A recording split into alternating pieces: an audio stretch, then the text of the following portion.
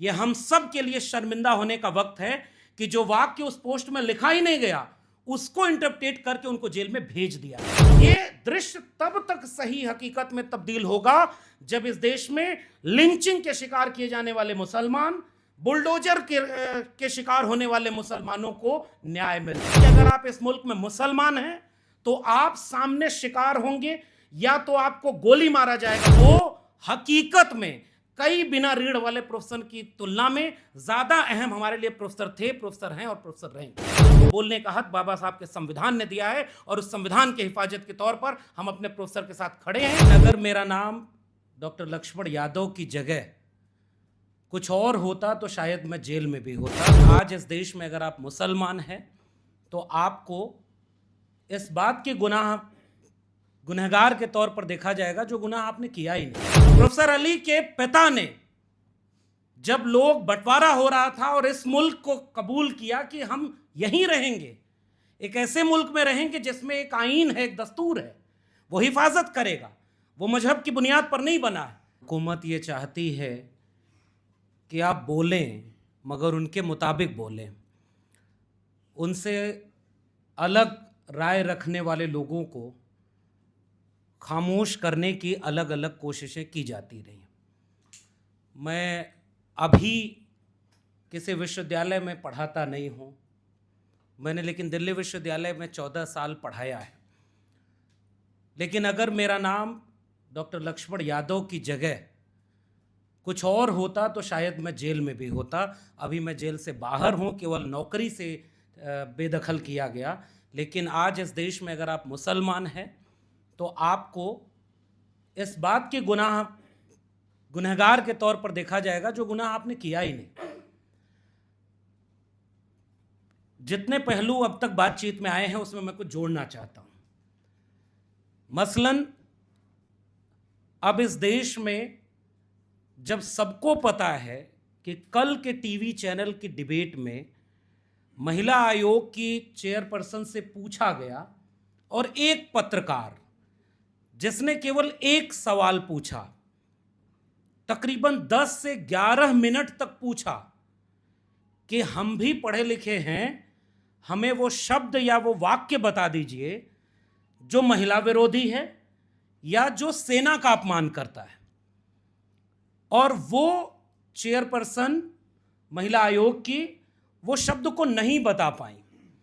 फिर कल उन्होंने एक भारी भरकम प्रेस कॉन्फ्रेंस किया। आप उस प्रेस कॉन्फ्रेंस को सुने।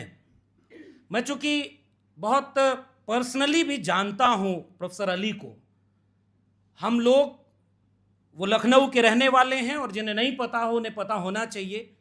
और ये बात महिला आयोग की चेयरपर्सन को पता है कि वो एक ज़माने में राजघराने से आते थे, इसलिए वो उन्हें तंज करती हुई कई बार राजा भी बोलती हैं कि वो राजा हैं, उनके पास मौका है वो सुप्रीम कोर्ट चले जाएं।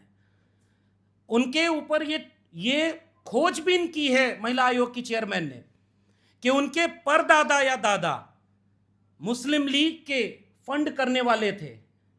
इस बात का प्रोफेसर अली की 8 मई की पोस्ट से क्या रिश्ता है किसी को नहीं पता।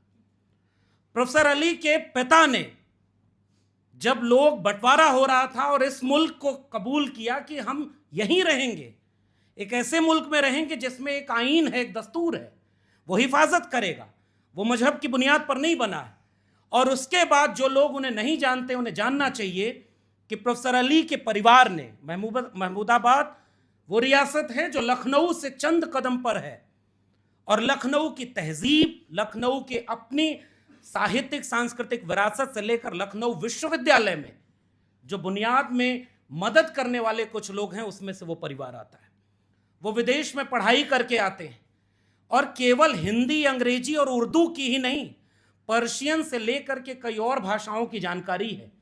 और वो एक सोशलिस्ट बैकग्राउंड के व्यक्ति हैं, एक समाजवादी ख्याल के व्यक्ति हैं, और वो वहां पर जो पोस्ट लिखते हैं, आश्चर्य है और शर्मनाक है। यहाँ इतने बहुत इस हॉल में जितने लोग बैठे हैं वो इस देश की बुद्धिमत्ता का एक प्रतीक बन करके बैठे हैं।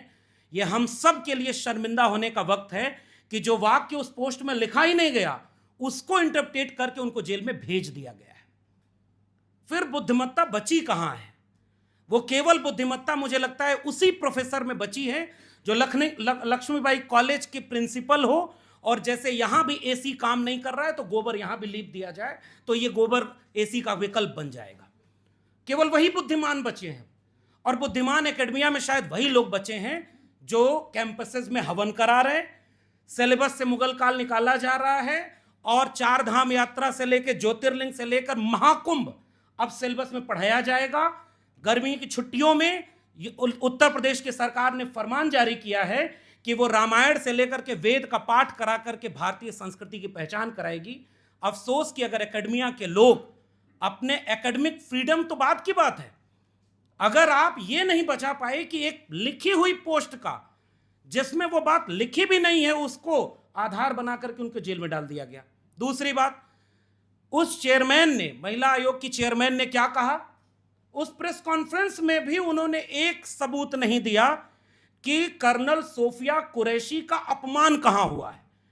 प्रोफेसर अली ने, चूंकि पढ़ दी गई है वो पोस्ट इसलिए मैं वक्त नहीं खराब करना चाहता, उसका निचोड़ ये, जो व्यक्ति अपनी पोस्ट में शुरू में ये लिख रहा है कि भारतीय सेना और भारतीय आइडिया ऑफ इंडिया, उसका मतलब क्या है, उसके बाद वो युद्ध की विभीषिका के बारे में लिख रहा है कि युद्ध अगर होगा तो युद्ध का जश्न केवल वे लोग मनाते हैं जिनका युद्ध से कोई रिश्ता नहीं है।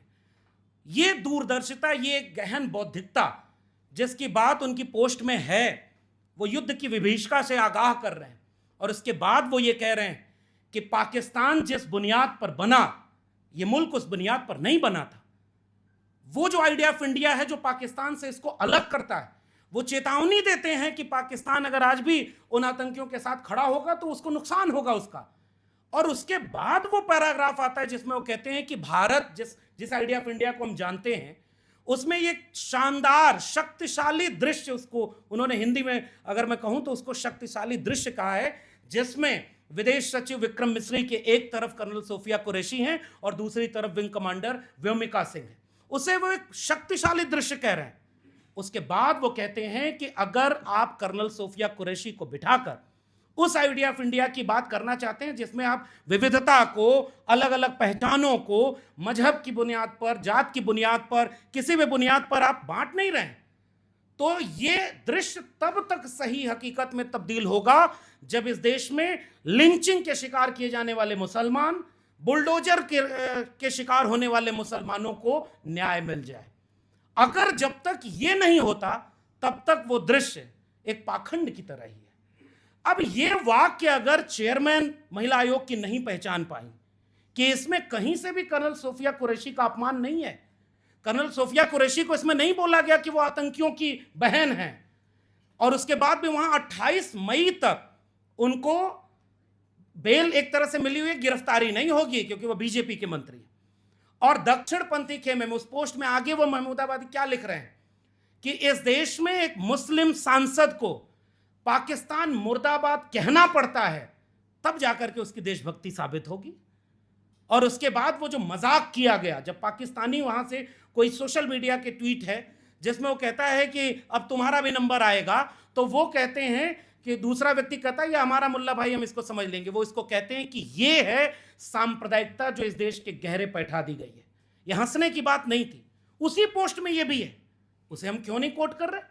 वो ये कहना चाह रहे हैं कि अगर आप इस मुल्क में मुसलमान हैं तो आप सामने शिकार होंगे या तो आपको गोली मारा जाएगा। और उत्तर प्रदेश के जितने लोग हैं वो जानते हैं कि उत्तर प्रदेश में फेक एनकाउंटर सबसे ज्यादा किसका हुआ, और उसके बाद वो बुलडोजर के शिकार होंगे।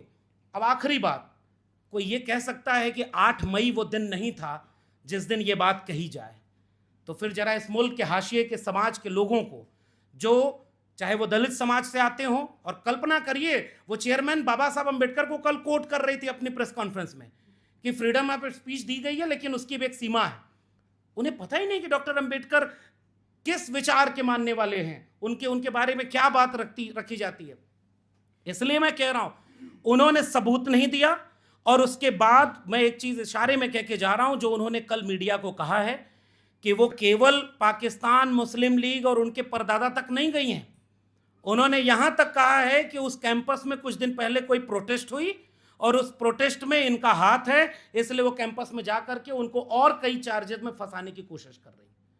इसलिए ये बहुत संवेदनशील मसला है और इस मसले को केवल इसलिए नहीं कि किसी प्रोफेसर को जेल जाने से बचाना है, हमें तो अभी बात करने का मौका ही नहीं मिल पाया कि एकेडमिया पर बाहर से कितने खतरे हो रहे हैं। पूरा सिलेबस बदल दिया गया है, फीस महंगी हो गई, जाने क्या क्या हो रहा है, उस पर फिर कभी बात होगी, अभी बहुत वक्ता है, उस पर बात हो ही ना, इसके लिए एक प्रोफेसर को जेल में डाल दिया गया। अब सारे लोग जिनके अंदर रीढ़ है, जो जिंदा हैं, वो अपने प्रोफेसर को बचाने की कोशिश कर रहे हैं, क्योंकि अगर हम बचा भी नहीं पाएंगे जेल जाने से, उनको क्यों इस बात के लिए टारगेट किया गया। मैं फिर से कह रहा हूं, उनका नाम प्रोफेसर अली, और वो बहुत तंज करते हुए चेयरपर्सन कहती हैं कि हम उन्हें प्रोफेसर नहीं कहेंगे। और इस प्रेस कॉन्फ्रेंस से हम कहना चाहते हैं कि उनके विद्यार्थी और उनका अपना कैंपस भी एक हद तक कहा, और आज पूरा आम समाज कहता है कि वो हकीकत में कई बिना रीढ़ वाले प्रोफेसर की तुलना में ज्यादा अहम हमारे लिए प्रोफेसर थे, प्रोफेसर हैं और प्रोफेसर रहेंगे। इस बात को भी हम यहां से ऐलान करना चाहते हैं और उनकी तत्काल रिहाई की मांग करते हैं। और इस वक्त में जब ये कहा जाए कि 8 मई, बस आखिरी बात कह के खत्म कर रहा हूं, 8 मई को ये पोस्ट नहीं लिखनी चाहिए थी।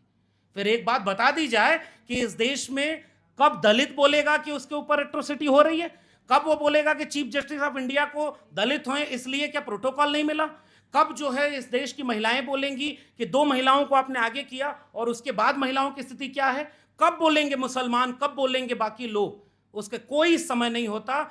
हाशिए पर खड़े दमन के शिकार लोगों के लिए कोई वक्त उनके मुफीद का नहीं होता।